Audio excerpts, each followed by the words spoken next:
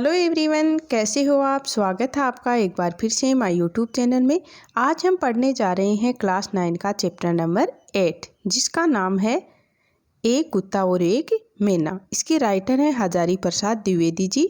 तो सबसे पहले हम पाठ को पढ़ने से पहले हजारी प्रसाद द्विवेदी जी का परिचय देख लेते हैं। हजारी प्रसाद द्विवेदी जी का जन्म है वो 1907 में गांव आरत दुबे का छपरा, जिला बलिया, उत्तर प्रदेश में हुआ। उन्होंने उच्च शिक्षा काशी विश्वविद्यालय से प्राप्त की और शांति निकेतन, काशी हिंदू विश्वविद्यालय एवं पंजाब विश्वविद्यालय में अध्यापन कार्य किया। 1979 में उनका देहांत हो गया। साहित्य का इतिहास, आलोचना, शोध, उपन्यास और निबंध लेखन के क्षेत्र में द्विवेदी जी का योगदान भी विशेष उल्लेखनीय है। यानी द्विवेदी जी ने हिंदी साहित्य का इतिहास, आलोचना, शोध, उपन्यास और निबंध लेखन के क्षेत्र में द्विवेदी जी का जो योगदान है वो विशेष ही उल्लेखनीय है। अशोक के फूल, कुटज, कल्पलता इत्यादि ललित निबंध, 4 उपन्यास, बाण भट्ट की आत्मकथा, चारूचंद्र लेख, पुनर्वा, अनामदास का पोथा और आलोचना साहित्य, हिंदी साहित्य का अद्भुत और विकास, हिंदी साहित्य की भूमिका, कबीर उनकी प्रसिद्ध कृतियां हैं। यानी ये सब हजारी प्रसाद द्विवेदी जी की प्रमुख कृतियां हैं। उन्हें साहित्य अकादमी पुरस्कार एवं पद्म भूषण अलंकरण से सम्मानित किया गया। द्विवेदी जी ने साहित्य की अनेक विधाओं में उच्च कोटि की रचनाएं की। उनके ललित निबंध विशेष उल्लेखनीय हैं। जटिल, गंभीर और दर्शन प्रधान बातों को भी सरल, सुबोध, मनोरंजन ढंग से प्रस्तुत करना द्विवेदी जी के लेखन की विशेषता रही है। यानी जो जटिल हैं, गंभीर हैं और दर्शन प्रधान बातों को भी उन्होंने सरल, सुबोध और मनोरंजन ढंग से प्रस्तुत करना द्विवेदी जी के लेखन की एक महत्वपूर्ण विशेषता है। उनका रचनाक्रम एक सहृदय विद्वान का रचनाक्रम है, जिसमें शास्त्र के ज्ञान, परंपरा के बोध और लोक जीवन के अनुभव का सृजनात्मक सामंजस्य है। तो बच्चों, हम पाठ को स्टार्ट करते हैं। एक कुत्ता और एक मैना। कुत्ता और एक मैना बच्चों एक निबंध है और इस निबंध में न केवल पशु पक्षियों के प्रति मानवीय प्रेम प्रदर्शित किया है, बल्कि पशु पक्षियों से मिलने वाले जो प्रेम, भक्ति, विनोद, करुणा जैसे मानवीय भावों का विस्तार भी है, जो हमें देखने को मिलेगा इस पाठ में।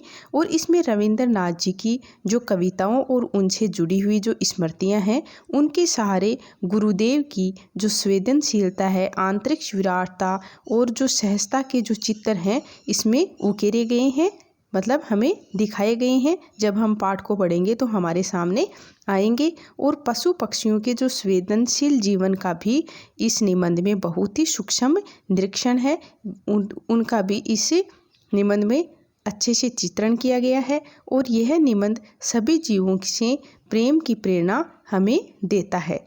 तो चलो पाठ को स्टार्ट करते हैं। एक कुत्ता और एक मैना। आज से कई वर्ष पहले गुरुदेव के मन में आया, शांति निकेतन को छोड़कर कहीं अन्यत्र जाएं। स्वास्थ्य बहुत अच्छा नहीं था, शायद इसलिए या पता नहीं क्यों तय पाया कि वे श्री निकेतन के पुराने 3 मंजिले यानी 3 मंजिला जो मकान है में कुछ दिन रहें। शायद मौज में आकर ही उन्होंने ये निर्णय किया हो।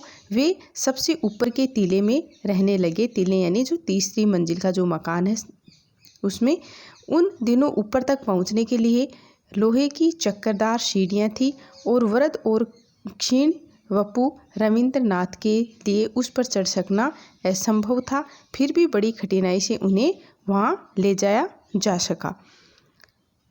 क्षीण विपु यानी दुबला पतला कमजोर शरीर रविंद्रनाथ जी के लिए उन सीढ़ियों पर चढ़ना है वो असंभव था, लेकिन फिर भी उन्हें बड़ी कठिनाई के साथ वहाँ ले जाया जा सका। उन दिनों छुट्टियाँ थी, विश्राम के अधिकांश लोग बाहर चले गए थे। एक दिन हमने सपरिवार उनके दर्शन की ठानी।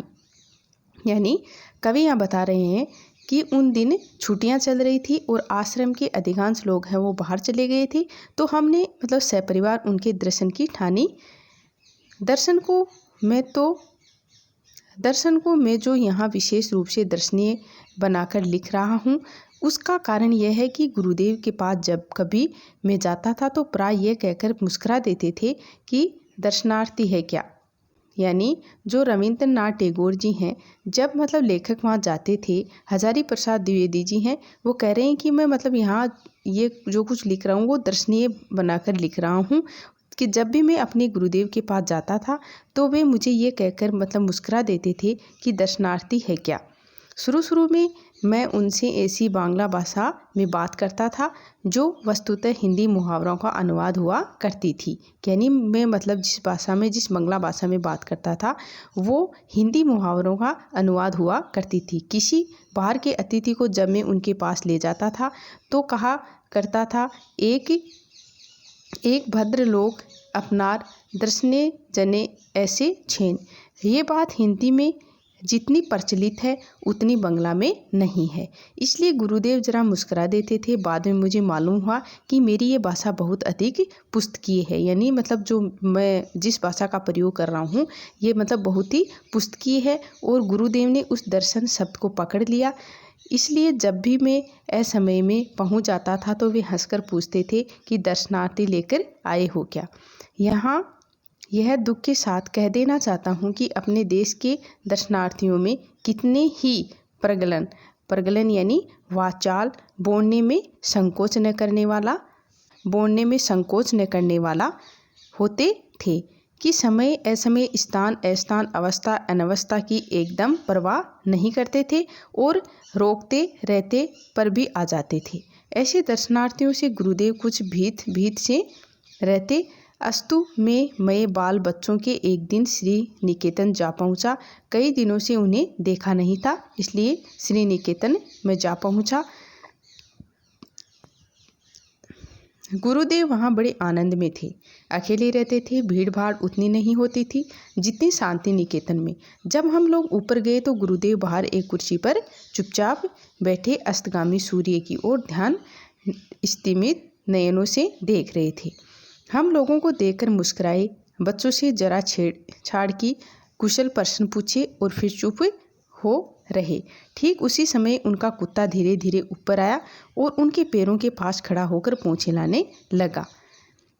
यानी उतने में ही उनका कुत्ता है वो आया और उसके पास खड़ा हो गया और अपनी पूंछ को हिलाने लगा। गुरुदेव ने उसकी पीठ पर हाथ फेरा। वह आंखें मूंदकर अपने रोम रोम से उस स्नेह रस का अनुभव करने लगा। जो कुत्ता है वो अपनी आंखें बंद करके अपनी आंखें मूंदकर, अपनी आंखों को बंद करके अपने रोम रोम से उस स्नेह प्यार रस का है वो अनुभव करने लगा। गुरुदेव ने हम लोगों की ओर देखकर कहा कि देखा तुमने, यह आ गए, कैसे इन्हें मालूम हुआ कि मैं यहाँ हूँ। आश्चर्य है, और देखो कि कितनी परितृप्ति चेहरे पर दिखाई दे रही है। परितृप्ति यानी पूरी तरह संतोष प्राप्त करना। हम लोग उस कुत्ते के आनंद को देखने लगे। किसी ने उसे राह नहीं दिखाई थी, यानी किसी ने उसको वो रास्ता नहीं बताया था कि यहाँ गुरुदेव रहते हैं, और न ही ये बताया था कि उसके स्नेहदाता यहाँ से 2 मील दूर हैं। यानी जो कुत्ता है वो 2 मील से चलकर अकेला यहाँ अपने स्नेहदाता के पास आ गया था, और फिर भी वह पहुँच गया। इसी कुत्ते को लक्ष्य करके उन्होंने आरोग्य में इस भाव की एक कविता लिखी। आरोग्य यानी बांग्ला भाषा की एक पत्रिका है, तो उसी भाव में एक कविता लिखी थी। प्रतिदिन प्रातःकाल यह भक्त कुत्ता स्तंभ होकर आसन के पास तब तक बैठा रहता जब तक अपने हाथों के स्पर्श से मैं उसका जो संग स्वीकार नहीं करता। यानी ये कुत्ता है वो प्रतिदिन तब तक यहाँ बैठा रहता मेरे आसन के पास जब तक मैं उसके अपने स्पर्श से उसका जो संग है वो स्वीकार नहीं करता। यानी मैं जब तक उसे सहलाता नहीं तब तक ये यहीं बैठा रहता। इतनी सी स्वीकृति पाकर ही उसके अंग अंग में आनंद का प्रवाह बह उठता। वह वाक्यहीन प्राणी लोक में सिर्फ यही एक जीव अच्छा बुरा सबको भेदकर संपूर्ण मनुष्य को देख सका। यानी ये जितने भी प्राणीहीन जो जीव हैं उनमें से जो सबको भेदकर संपूर्ण मनुष्य को देख सका है, यही एक जीव है। उस आनंद को देख सका जिसे प्राण दिया जा सकता है, जिसमें अहेतुक प्रेम ढाल दिया जाता है। अहेतुक यानी अकारण, बिना कारण ही प्रेम है वो ढाल दिया जाता है। जिसकी चेतना असीम चैतन्य लोक में राह दिखा सकती है। जब मैं इस मूक हृदय का प्राणपण आत्मनिवेदन देखता हूँ, निवेदन रखता हूँ, प्राणपण यानी अपने प्राणों की बाजी, जिसमें वह अपनी दीनता बताता रहता है, तब मैं ये सोच ही नहीं पाता कि उसने अपने सहज बोध से मानव स्वरूप में कौन सा मूल्य आविष्कार किया है। इसकी भाषाहीन दृष्टि की करुणा व्याकुलता जो कुछ समझती है उसे समझा नहीं पाती और मुझे इस सृष्टि से यानी इस संसार से मनुष्य का सच्चा परिचय समझा देती है। यानी यहाँ लेखक कह रहे हैं कि जो कुत्ता है उसकी जो भाषाहीन दृष्टि है कि करुणा व्याकुलता जो कुछ समझती है उसे समझा नहीं पाती और मुझे इस सृष्टि से मनुष्य का जो सच्चा परिचय है वो समझा देती है। इस प्रकार कवि की मरमभेदी यानी जो अति दुखद दिल को लगने वाली दृष्टि से इस भाषाहीन प्राणी की करुणा दृष्टि के भीतर उस विशाल मानव सत्य को देखा है जो मनुष्य के अंदर भी नहीं देख पाता। मैं जब ये कविता पढ़ता हूँ तो मेरे सामने श्री निकेतन के तीतले पर एक वह घटना प्रत्यक्ष हो जाती है। तीतले यानी जो 3 मंजिला मकान है उसकी जो घटना है, जो प्रत्यक्ष घटना है वो मतलब प्रत्यक्ष हो जाती है जो घटना है वो, वह आंख मूंद कर अपरिसीम आनंद, वह मूक हृदय का प्राणपण आत्मनिवेदन मूर्तिमान हो जाता है। यानी अस्तगामी यानी डूबा हुआ, असीमित यानी असीमित मूर्तिमान हो जाता है। जो मूक हृदय का जो प्राणपण है आत्मनिवेदन है वो मूर्तिमान हो जाता है। उस दिन मेरे लिए वह एक छोटी सी घटना थी। आज वह विश्व की अनेक महिमाशाली घटनाओं की श्रेणी में बैठ गई है। यानी उस दिनों में जो वो घटना थी एक छोटी सी घटना थी, लेकिन आज वह विश्व की अनेक महिमाशाली घटनाओं की श्रेणी में बैठ गई है, हो गई है। एक आश्चर्य की बात है इस प्रसंग में उल्लेख की जा सकती है।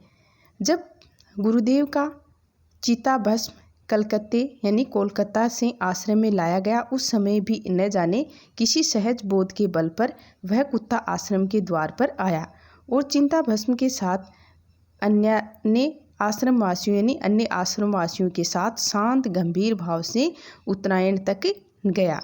उत्तरायण यानी जो शांति निकेतन का उत्तर दिशा में जो मतलब रविंद्रनाथ टैगोर जी का निवास स्थान है, वहाँ तक गया और आचार्य क्षिति मोहन सेन सबके आगे थे। उन्होंने मुझे बताया कि वह चिताभस्म के कलश के पास थोड़ी देर चुपचाप बैठा भी रहा था। कुछ और पहले की घटना याद आ रही है। उन दिनों शांति निकेतन में नया ही आया था, गुरुदेव से भी उतना दृष्ट नहीं हो पाया था। दृष्ट यानी लज्जा रहित, गुरुदेव से भी उतना दृष्ट नहीं हो पाया था, यानी दृष्ट यानी लज्जा रहित। गुरुदेव उन दिनों सुबह अपने बगीचे में टहलने के लिए निकला करते थे। मैं एक दिन उनके साथ हो गया। मेरे साथ एक और पुराने अध्यापक थे और सही बात तो यह है कि उन्होंने ही मुझे भी अपने साथ ले लिया था, यानी गुरुदेव ने ही अपने साथ मुझे लिया था। गुरुदेव एक एक फूल पत्ते को ध्यान से देखते हुए अपने बगीचे में टहल रहे थे और उक्त अध्यापक महाशय से बात करते जा रहे थे। या गोबर का टुकड़ा लेकर उपस्थित हुए, तब तो क्या कहना। दोनों के नाच गान और आनंद नृत्य से सारा मकान है वो मुखरित हो उठता, यानी आनंदित हो उठता, महक उठता। इसके बाद ही पत्नी देवी जरा हम लोगों की ओर मुखातिब होकर लापरवाही भरी अदा से कुछ बोल देती। मुखातिब यानी संबोधित होकर कुछ बोल देती।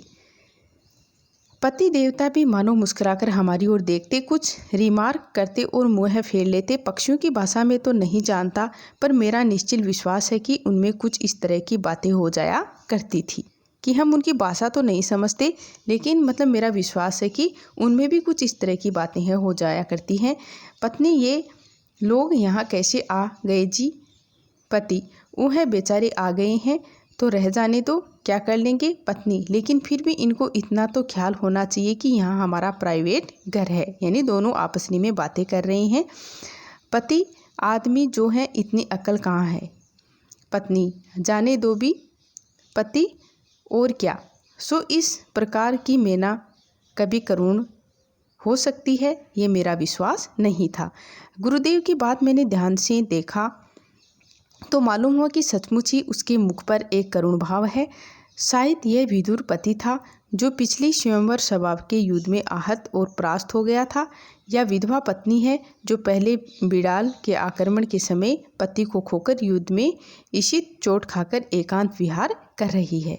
यानी यहाँ लेखक बता रहे हैं कि ये सचमुच ही उसके मुख पर एक जो करुणा का जो भाव है, शायद ये विदुर पति था जो मतलब पिछले स्वयंवर की सभा में आहत और परास्त हो गया था।